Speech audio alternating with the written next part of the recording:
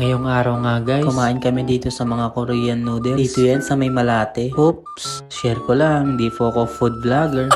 Wala lang, gusto ko lang kumain sa ganito. Nakaraan pa kasi ako takam na takam dito eh. Kaya nagtry na ako.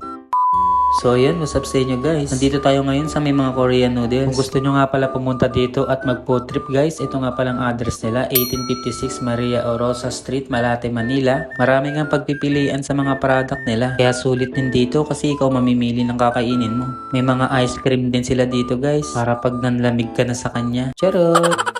So ayun na nga guys, nire-ready na natin yung lulutuan natin. Namimili na tayo dito guys na pwede nating itoppings sa mga noodles natin. Marami ka rin pwedeng pagpilian na pwedeng itoppings. Nakapili na nga tayo guys, pero di ko alam kung ano to, basta ito na lang ang lalagay ko. Nag-add pa nga ako dito na pwedeng itoppings. Nakita ko kasi meron ditong cheese. Agad-agad ko na nga itong kinuha para creamy yung noodles natin. Para mas lalong sumarap yung noodles natin. At ayan nga guys, naka-ready na lahat ng mga kinuha natin. Pwede na natin lutuin to para matikman na natin. Ay mali, magbabayad muna pala tayo guys. Kain na kain ka na kaagad, Jorts eh. Excited yarn.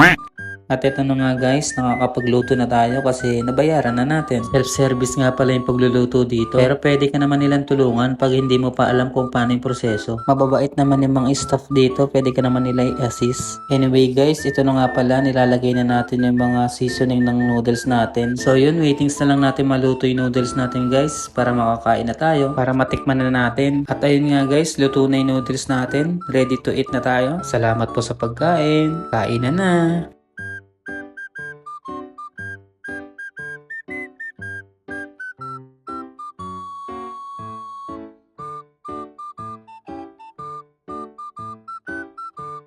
So yun nga guys, tapos na tayo kumain. Solid din, masarap yung noodles nila dito. So yun, hanggang dito na lang guys. Thanks for watching.